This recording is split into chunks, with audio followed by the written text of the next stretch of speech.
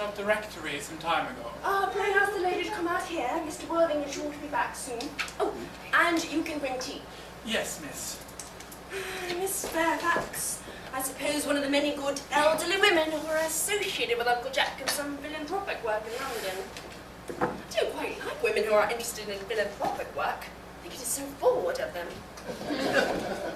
Miss Fairfax. Pray, let me introduce myself to you. My name is Cecily Cardew. Cecily Cardew? What a very sweet name. Something tells me we're going to be great friends. I like you already, more than I can say. My first impressions of people are never wrong. Oh, how nice of you to like me so much, after we have known each other such a comparatively short time. Pray sit down. I may call you Cecily, may I not? With pleasure. And you'll always call me Gwendolyn, won't you? If you wish. And that is all quite settled, is it not? I hope so.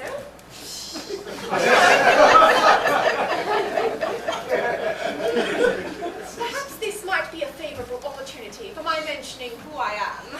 My father is Lord Bracknell. You have heard of Papa, I suppose. I don't think so. Outside the family circle, Papa, I am glad to say, is entirely unknown. I think that is quite as it should be. The home seems to me to be the proper sphere for the man. Certainly once a man begins to neglect his domestic duties, he becomes painfully effeminate, does he not? And I don't like that. It makes men so very attractive. Cecily, Mamma, whose views on education are remarkably strict, has brought me up to be extremely short-sighted. It is part of her system. So do you mind my looking at you through my glasses? Oh, not at all, Gwendolyn. I am very fond of being looked at.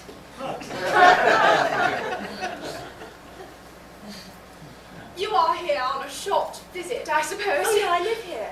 Really? Your mother, no doubt, or some female relative of advanced years resides here also. Oh, no, I have no mother, nor indeed any relations. Indeed. My dear guardian, with the assistance of Miss Prism, has the arduous task of looking after me. Your guardian? Yes, I am Mr. Worthing's ward. Oh, it is strange. He never mentioned to me that he had a ward. How secretive of him. He grows more interesting hourly. I am not sure, however, that the news inspires me with feelings of unmixed delight. I am very fond of you, Cecily. I have liked you ever since I met you. I am bound to state that now that I know that you're Mr. Worthing's ward, I cannot help expressing a wish that you were, well, just a little bit older than you seem to be. And not quite so very alluring in appearance. In fact, if I may speak candidly... Oh, pray do. I think that whenever one has anything unpleasant to say, one should always be quite candid. Well, to speak with perfect candour, Cecily, I wish that you were fully 42 and more than usually plain for your age. Earnest has a strong, upright nature. He is the very soul of truth and honour. Disloyalty would be as impossible to him as deception. But even men of the noblest possible moral character are extremely susceptible to the influences of the physical charms of others. Modern, no less than ancient history, provides us with many most painful examples of what I refer to. If it were not so, indeed, history would be quite unreadable. I beg your pardon, Gwendolyn, but you say Earnest? Yes. Oh, but it is not Mr. Earnest Worthing who is my guardian. It is his brother, his elder brother. Ernest never mentioned to me that he had a brother. Oh, I am sorry to say they have not been on good terms for a long time. Oh, that accounts for it. And now that I think of it, I have never heard any man mention his brother. The subject seems distasteful to most men. Cecily, you have lifted a load from my mind. I was growing almost anxious.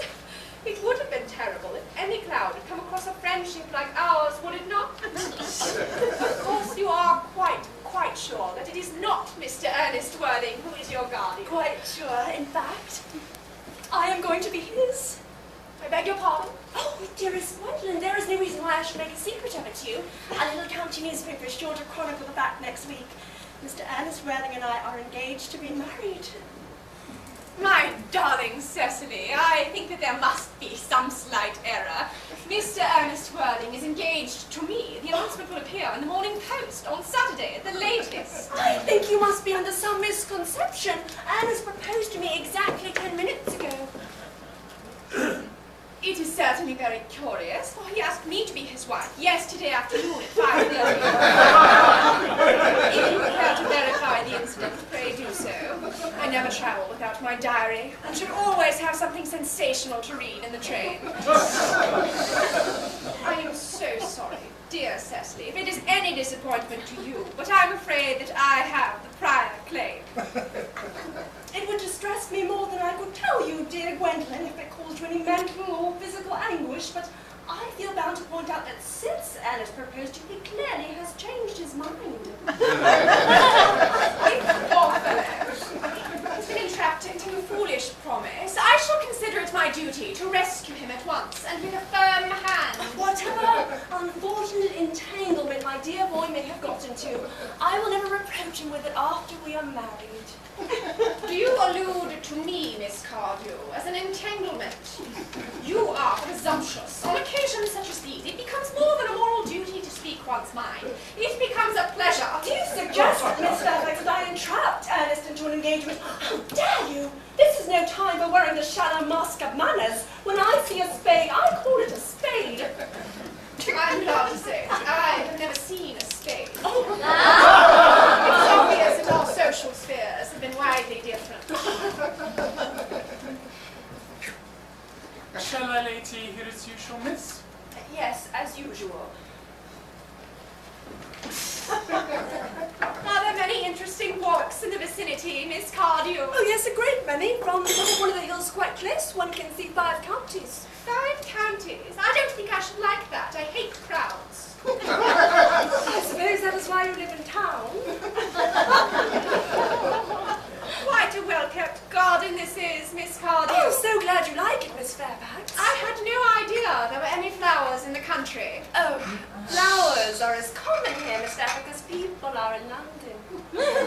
Personally, I cannot understand how anybody manages to exist in the country. If anybody who is anybody does. The country always bores me to death. Oh, this is what newspapers call agricultural depression, is it not? I believe the aristocracy are suffering very much, but just at present it is almost an epidemic amongst them, I have been told. May I offer you some tea, Miss Fairfax? Thank you. Detestable girl, but I require tea. Sugar? No, thank you. Sugar is not fashionable anymore.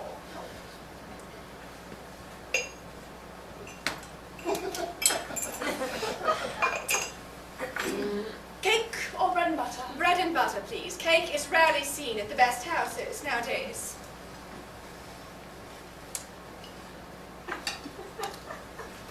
Hand that to Miss Fairfax.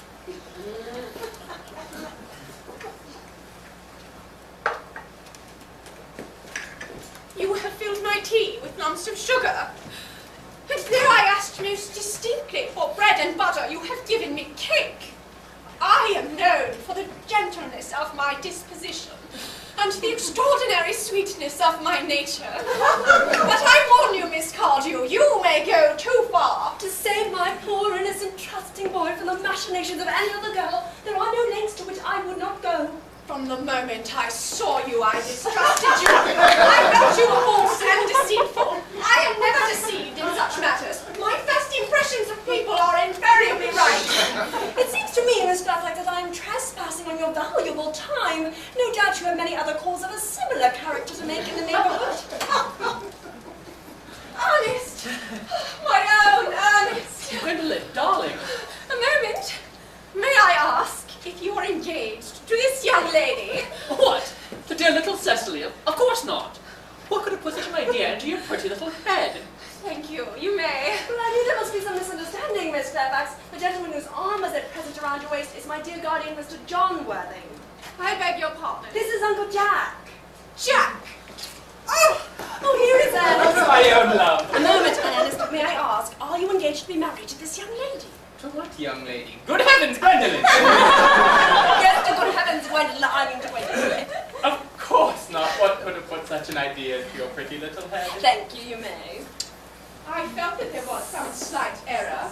The gentleman who is now embracing you is my cousin, Mr. Algernon Moncrief. Algernon Moncrief? Oh, are you called Algernon? I cannot deny it. Is your name really John? I could deny it if I liked. I could deny anything if I liked. But my name is John. It has been John for years. A gross deception has been practiced on both of us. My poor wounded Cecily. We wronged Gwendolyn.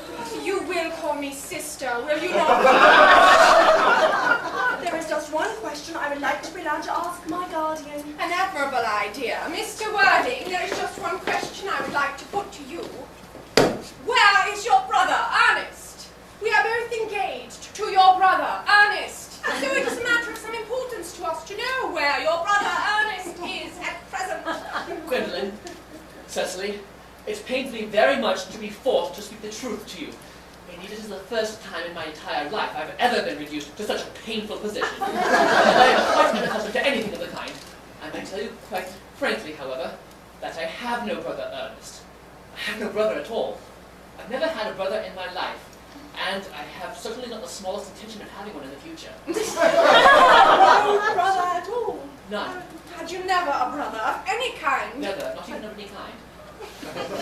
I'm afraid it is quite clear, Cecily, that neither of us is engaged to anyone. It is not a very pleasant position for a young girl suddenly to find herself in, is it? Let us go into the house. They will hardly venture to come after us there. No, men are so cowardly, aren't they?